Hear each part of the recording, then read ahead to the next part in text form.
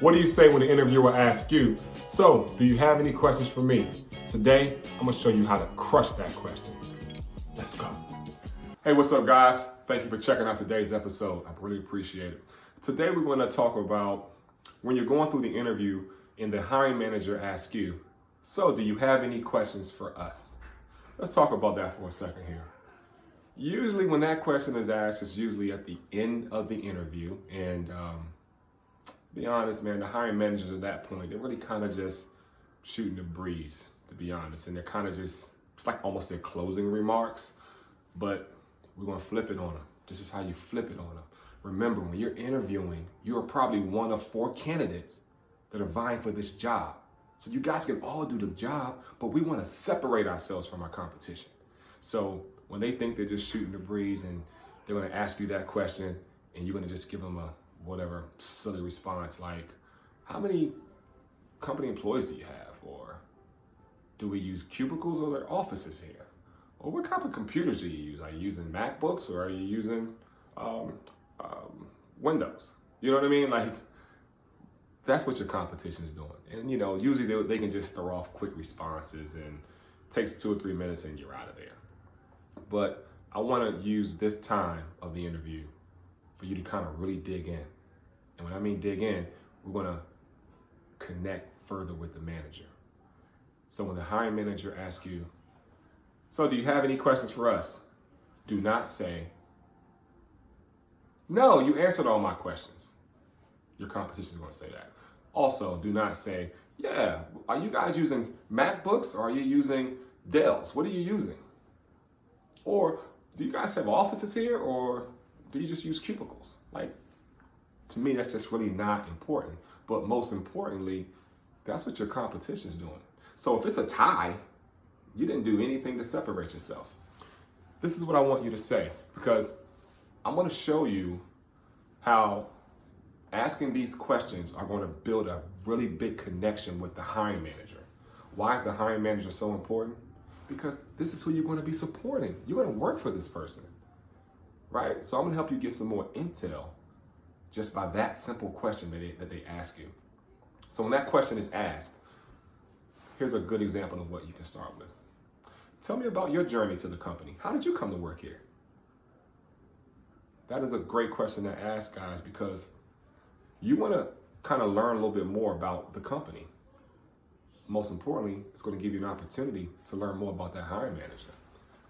And the reason why that's so important, because you want to learn their style, what they like, what they don't like, And it also gives the hiring manager a chance to poke their chest out.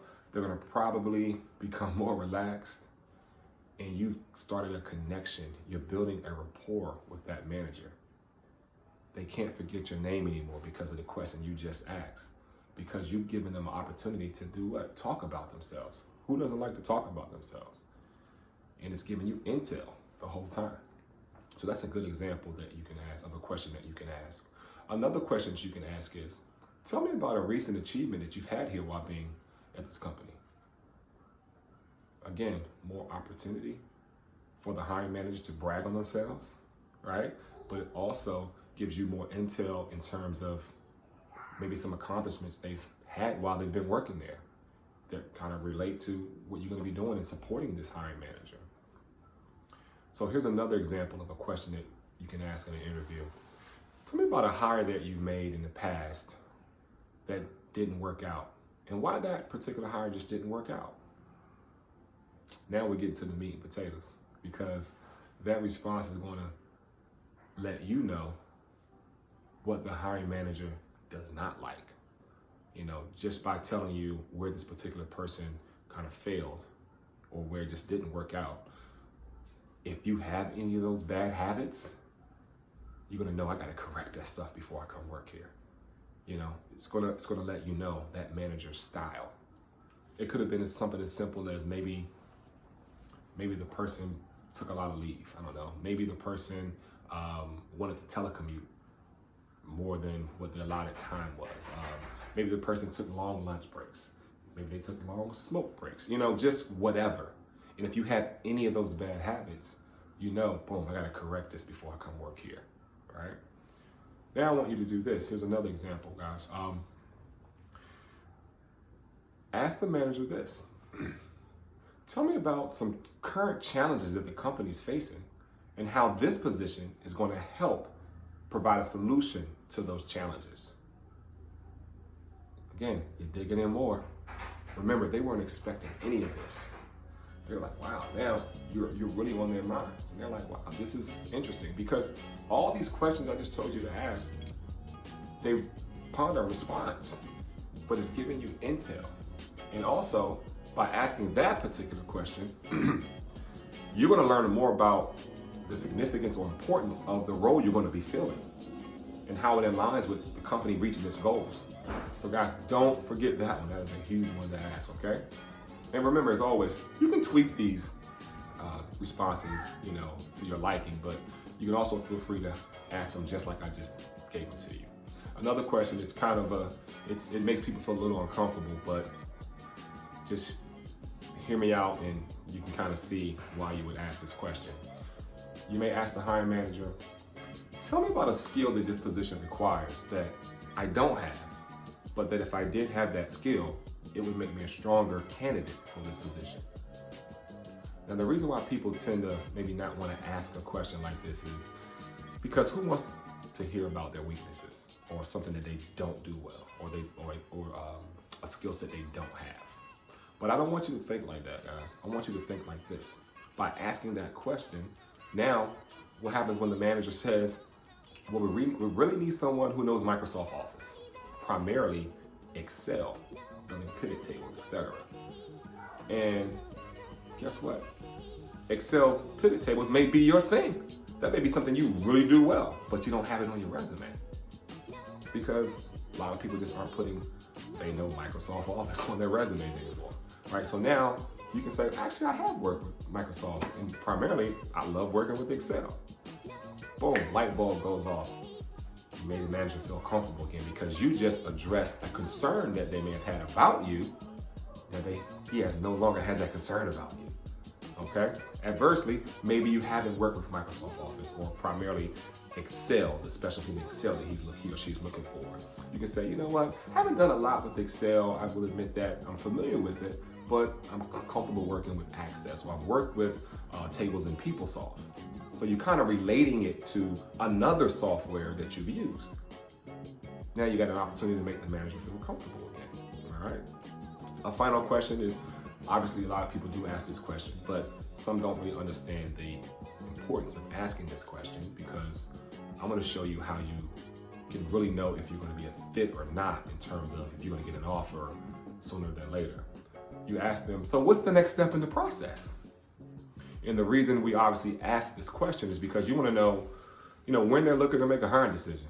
We don't wanna be sitting around waiting 3-4 weeks for them to make a hiring decision, And if that's what their process is, that's their process. But it'll let you know just how fast they're looking to move with filling that role. It'll let you know how many more interviews they have, because the manager could respond and say, oh, we had about 3 or 4, we have 2 more candidates to interview. You were the first. You know what I mean? So at least you kind of know the timeline a little bit better. And when you do get that response, now is where you give your response. Hey, thank you for that response. Only reason I asked that question is because I want to be able to keep in line with my other interviews that I've gone on and that I have upcoming. So that way, as I get offers, I can make a really educated decision, on the next step in my career. Okay. Just by doing that, if that manager really wants you, they're going to know they got to make a move. They're going to know that we're not the only game in town. If we want to hire this candidate, we better let them know, and we better get an offer out immediately. Okay? So guys, I hope these tips help you in your career search. As always, it's always best to be prepared. And you may not remember to ask these questions in an interview. So please take a tablet in the interview with you. The night before the interview, go to the company's website, find out some recent wins they may have had. Maybe they just won some new business. Maybe they also just bought a new company. Maybe they just upgraded their software. Maybe they hired a new CEO. Have that information written down in your notepad to take to the interview with you, okay? And then also some of these questions I just gave you, as far as when that question comes up, do you have any questions for us? You don't have to try to remember and try to come up with something cool. because you already have the answers to questions written down. This is going to help separate you from your competition. 98% of your competition, they're not going to ask any of those questions. They may just ask one, and that's, what's the next step in the process? Because like I said, all they're responding with is, how many offices, how many employees do you have? What type of computers do we use? Do we get laptops in? That, like, guys, that stuff really isn't important. We want to get to the offer. So we want to put something on the hiring manager's brain. While you have that person there with you, you want them to remember you. So if they remember you and you're on their brain because of those questions you asking, man, they can't help but remember you. So if it comes down to a point where they're looking at two candidates that they really like, the hiring manager is going to remember. He or she is going to remember, man, that guy or that young lady asked me about my journey here. Or that person asked me about some challenges that we're facing as a company that this position is going to help fulfill. Or that person asked me about a person who did not work out here and why they didn't work out. You know, they're going to start to answer their own questions like, wow, this is probably why they asked those questions. And it's going to make them like you even more. Because remember, it's not always about how much experience you have. So people, that's false. That's not true. It's not about how much experience you have. I've seen clients hire individuals not because of the experience, but because they built a rapport with that hiring manager. You know, they showed a level of excitement and interest in the role itself. And that's what these questions are geared to do, because you're showing interest in the work. You're showing interest in the company. I'm telling you guys, do this, and I tell you, it will lead to more offers. Thank you for checking out today's episode. If you found some value in what you saw today, please go ahead, hit that like button for me. It's a thumbs up, boom, hit that for me. And also subscribe to the channel. I'll see you guys on the next episode. And as always, run your race.